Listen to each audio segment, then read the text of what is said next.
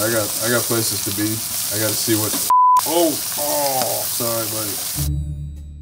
Hi, I'm Frank. I'm a professional chef, and these are my $349 shrimp scampi ingredients. Hello, I'm Joe. I'm a home cook, and these are my $28 shrimp scampi ingredients. Can I at least keep the ramps? Let me have the ramps, please. No. Wow, that is sparse. I'll make it work. Oh, this looks nicer than mine. So I was planning on making a langoustine scampi crostini with Calabrian chili ramp sauce and preserved lemon. For my shrimp, I had wild Icelandic langoustines. I've seen shrimp. They don't have arms like that. And it's spring right now, so you know I had to have some ramps. These are leeks, right? With Calabrian chilies and a lovely Greco from Campania. This is some hot calabrese peppers, my favorite, and red little balls. And even more ramps to make a salad with some parsley and some homemade preserved Meyer lemon rinds. All served on a beautiful ciabatta crostini. It was gonna be bonkers. Yes, bonkers. Me and Chef Frank, two great chefs going head to head making equally delicious dishes, I'm sure. Who will win this battle of the chefs? Joe's ingredients are a little simpler. Things that you might find in your pantry at the local grocery store. But with a little love, a little technique, and a little chef magic, we're gonna make it delicious. If I had to guess, these ingredients cost about $22, $23. 28, ooh, we're getting fancy on the novice side. If I had to guess, this whole thing would cost $197. Why $300? I gotta know. Here in my hand is Chef Frank's recipe book. There's some basic instructions on how to make his dish, because that's pretty good. He's in a little tuxedo. I'm gonna eat you, buddy.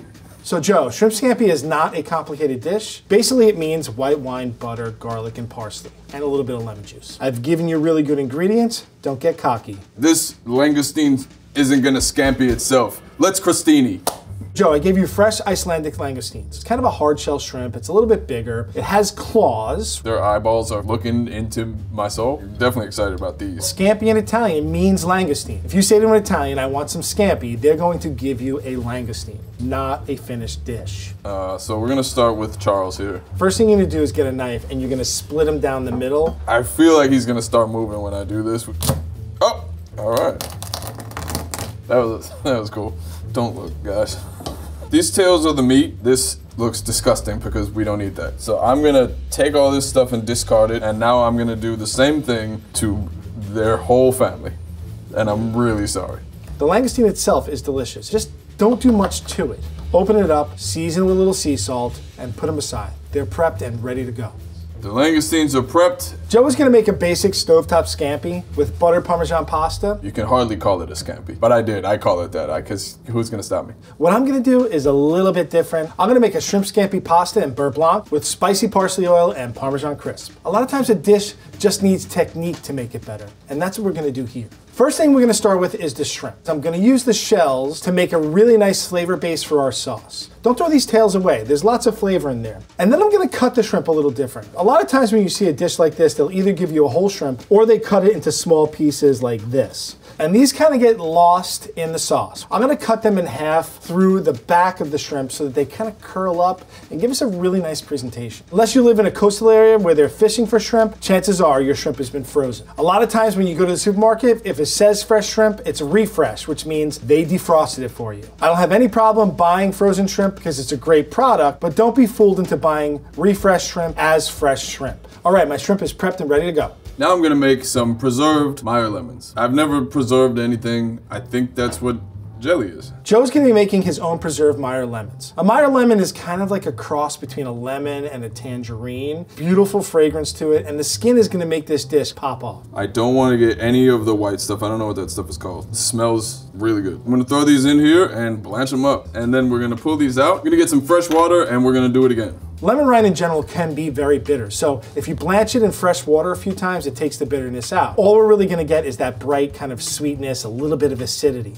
All right, and look at that. I'd eat these. After that, he's gonna cook it in a solution fancy, of salt and sugar and some herbs, so that it has a really nice, bright Meyer lemon flavor. This is sea salt, so my shrimp scampis feel at home. This is the salt from their home. I got some cane sugar, toss my rinds back in there, and I'm just gonna let it simmer for 3 to 4 minutes. While this is simmering, I'm gonna put everything else in the jar. These red little cooking balls are pink peppercorns, so not even red. This is thyme. I'm gonna throw this in, and this is a bay leaf. All right, it's been simmering long enough. Pour all of this into the jar. This is gonna be jelly. I know, because that's what goes in jars. I don't know what I've just done here, but it looks really pretty, and I'm sure it'll complement the dish. So Joe gave me some dried chili flakes and some dried parsley. And with these two, I'm gonna make a flavored oil and just let them steep, almost like a tea, so we get some flavor out of them. Making flavored oil is super simple. Take some vegetable oil, so I'm gonna put a little chopped garlic in it, and this is gonna go into the pot. I'm gonna hit this with just a little bit of salt. I'm adding the garlic to cold oil, and I'm not just throwing the garlic in and it's turning brown right away. I'm getting a little more of that garlic flavor into my oil. I'm gonna add some chili flake, and I want it to be fairly spicy, so I'm not gonna be shy. I want the garlic to finish cooking off of the heat. And at this point, I'm gonna add my parsley flakes. Let it sit for at least 15 minutes so that everything kind of just like steeps into that oil. And we're gonna put this on the finished dish to give it a little heat and just accent all those great flavors we're getting out of the dish. All right, everybody, get ready, because it's time for crostini. This is ciabatta bread. I'm gonna grill it, and when you grill ciabatta bread, it turns into crostini, like the caterpillar turns into a butterfly. What I love about the ciabatta is it's a very simple part of this dish, but it's an integral part. It's light and airy. It has lots of holes. It's gonna be the vehicle that gets that langoustine into our mouth with that beautiful sauce. So this is olio, extra virgin d'oliva. That's Italian. So I'm gonna pour some. I don't want to pour too much. I feel like this is several $100s worth of olive oil. I get to go Bob Ross right now. Look, I didn't go to olive oil school. I don't know if it's good, but you know, it looks nice and oily. I'm ready to grill my crostinis. Should I still be calling them ciabattas? When do they become crostinis? Now this is gonna give you some nice grill marks. I think that's important. As you probably expected, I've got 2 bricks wrapped in tin foil. These are actual bricks. I'm gonna put bricks on top of my bread. Here we go. I would love to weigh everything that I cook down with bricks. Cereal, brick. If I'm having yogurt, I'll put a brick in it. You know, whatever I'm doing, I'm just gonna throw a brick in there. I'm starting to feel pretty good about the color of my crostinis. Now, Frank told me that while they're warm, I need to rub some garlic on them. I've never heard of this process. My ciabatta is crostini. This is garlic bread. I know garlic bread, you should have said that. Joe gave me Parmesan cheese. So what I'm gonna do is make something crisp out of it. And I'm gonna dedicate this to my friend, Chef Saul. He always does a cheese trick, so this is for you, buddy. First thing I'm gonna do is heat up my pan. I'm gonna go medium heat for this. You do not need to put anything in the pan. There's enough fat in the cheese to keep it from sticking. I'm using a non-stick pan here as well. Try and make a long strip. If you make it too thick, it becomes a little heavy and dense. This way we have it, it's gonna be nice and light and crisp. And I'm just gonna lay it on my tray. Now that it's hot, it's gonna go a little faster, but we'll do 2 of these babies just in case I break it and let it crisp up and cool. You can see this one, it is nice and firm. It's a really nice crisp and it kind of holds its own shape. This is gonna be the garnish on top of my pasta. This is a very special moment because these, I have learned, are ramps. Ramps are basically wild garlic. They are only here in the spring and you have to forage for them. I love garlic, but ramps kind of just like ramp it up a bit. Frank went out into the woods, left civilization behind, and look at what he found. There's a lot of them. I'm gonna have Joe separate the tops and the bottoms. The bottoms, or the bulb end, we're gonna slice like regular garlic, and the tops we're gonna use for salad later on. My ramps are prepped. I'm ready to go. Another component of my dish is a beurre blanc. It's a flavored, warm butter sauce, and it's delicious. Beurre blancs start out by sweating your aromatics. I have some garlic, and I have my saved shrimp shells. I'm going to poach my shrimp in it. And then I'm gonna take the sauce and dress my pasta or toss my pasta in it. So it's gonna be the finished sauce and the poaching sauce for my shrimp. Medium heat, 1 little piece of butter, drop it in the pan.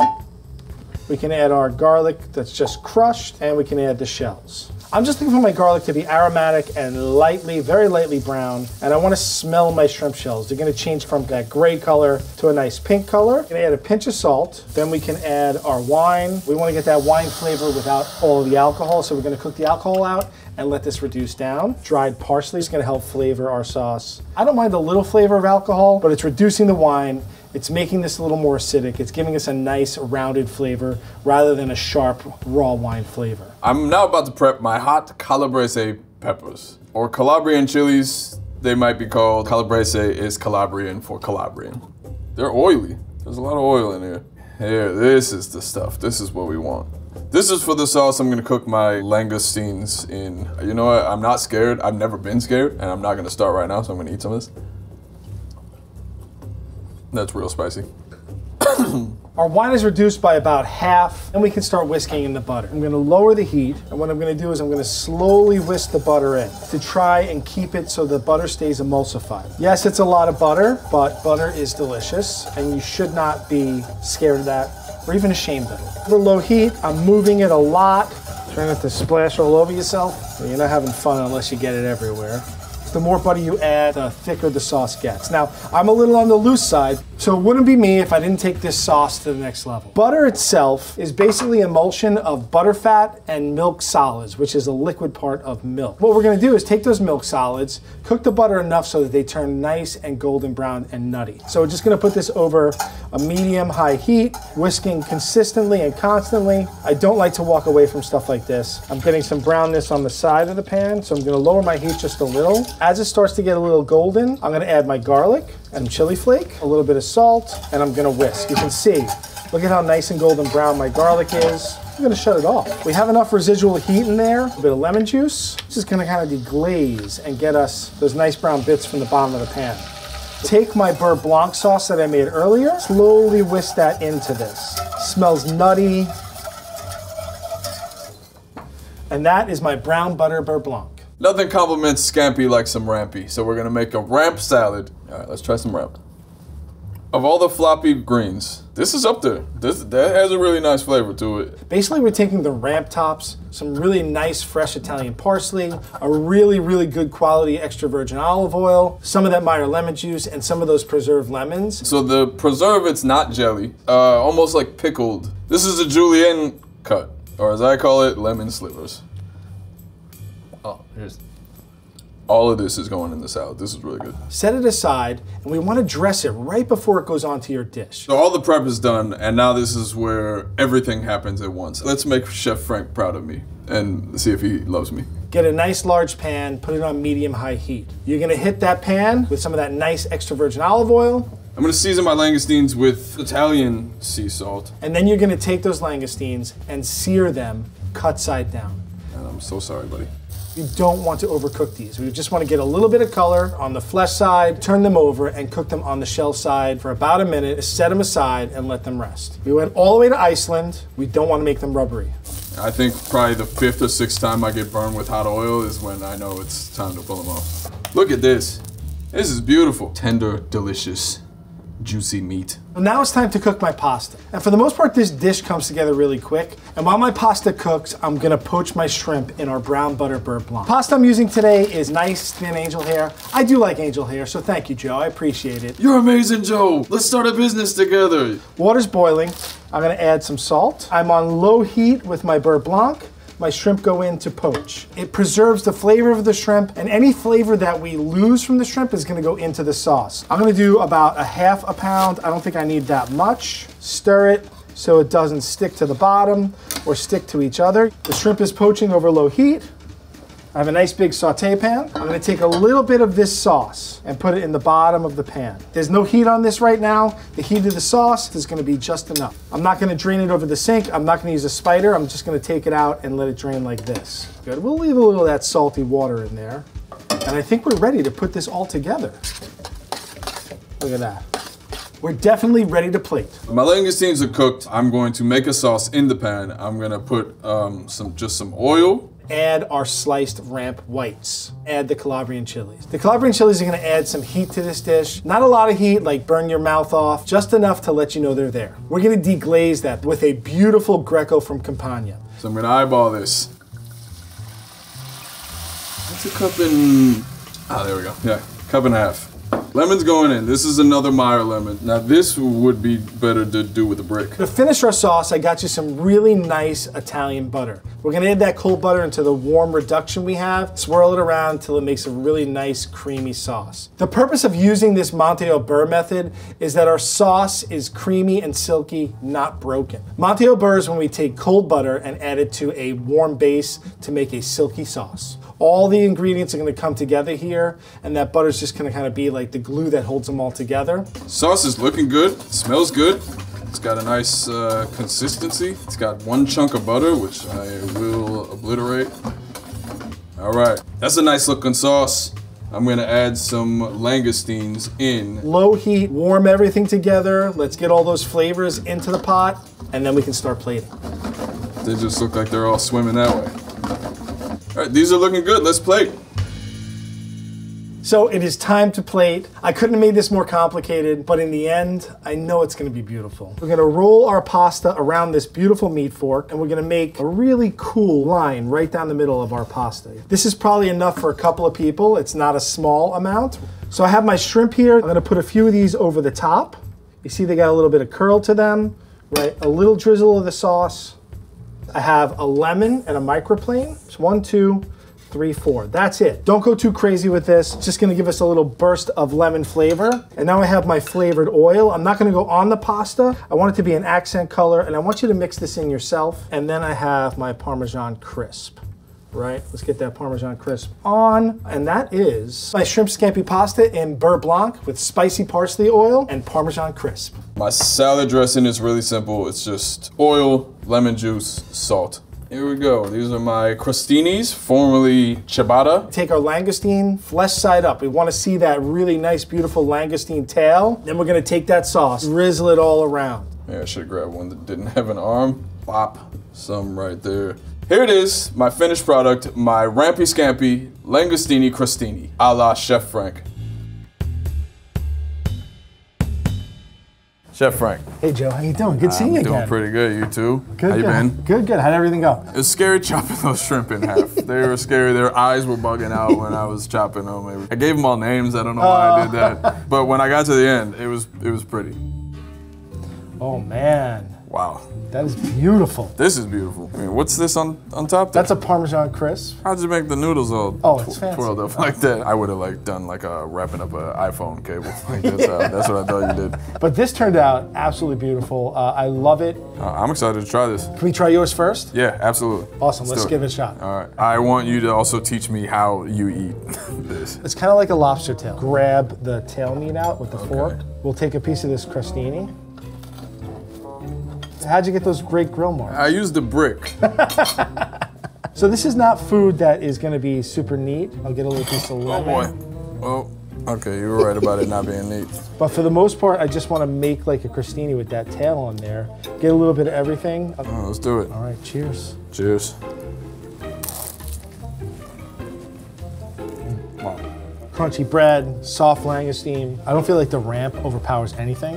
I think that it's got a good garlic flavor. Man, that's delicious. Ramp is awesome too. I've never heard of it. This is delicious. It's a great recipe, but I just can't believe I made this. I can't wait to try yours. Oh, I hope that you like it. All right, you ready? Yeah, I'm ready. I'm gonna crack the cheese. Come on. I feel like a brick would have done a great job at smashing up that cheese. I'm just saying. Cut that. That's so good. If you say I'm having shrimp scampi, it hits it. It's simple and fancy at the same time. That's really good. Cheers, man. Great job. Cheers. To you too. So I got something for you. It's a special gift. I got this for you. All I need is 6,000 more and I can build a house.